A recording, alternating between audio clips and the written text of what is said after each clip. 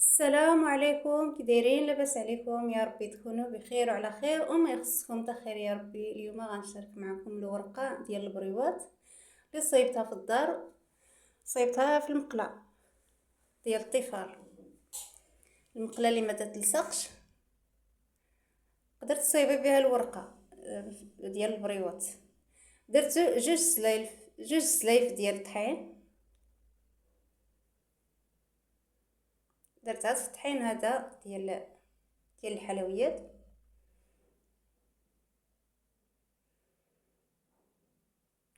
درت جوج سلايف ديال الماء بارد. السلافه اللي عبرت بها الطحين هي اللي عبرت بها الماء، جوج سلايف ونص.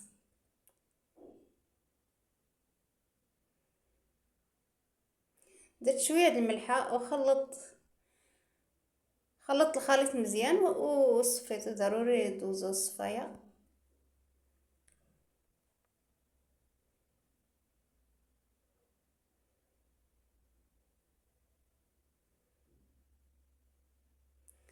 زدت مازال البنات واحد النص، يعني دات ليا جوج سلايف ديال الطحين، داو ليا جوج سلايف ونص ديال الماء.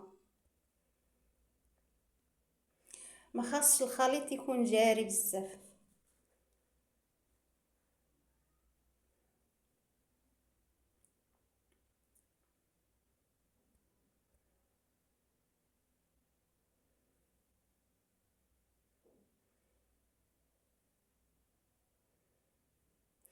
دوزتو من الصفايه. الخليط البنات يجي بحال هكايا، ما يكونش مدلوق بزاف وما يكونش ثقيل. المقله درت المقله فيها الماء لتحت، ودرت عليها المقله ديال الطفال من الفوق، وما كنديرش البنات الزيت. هاد الورقه الا بغيتها تصدق لكم ما ديروش الزيت لا في التخليطه لا في العجينه ولا حتى في المقله. ما ديروش الزيت حتى تطيب الورقه، عاد كدهنوها بشويه الزيت باش تصدق معكم الورقه. الزيت ما ديروهاش. كنخوي الخليط في المقله وكندورها كما كندير الكريب حتى تلصق الخليط في المقله، وكنخوي داكشي اللي باقي الفوق. ما تنخليش كلشي داك المغرفه اللي خويت في المقله ما كنخليهاش كلها، غير كنحركها في المقله وكنخويها. كنردها الخليط، كنردها للسوبيره وكنخلي داكشي اللي لاصق في المقله.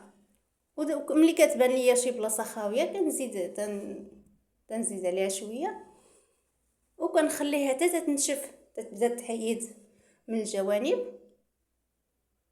وما تخليوهاش البنات تنشف بزاف، يعني الا خليتوها تنشف بزاف كترتق.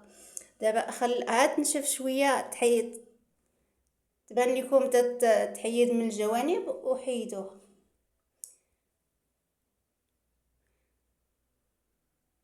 كنحيدها من المقله وكندير ليها شويه الزيت.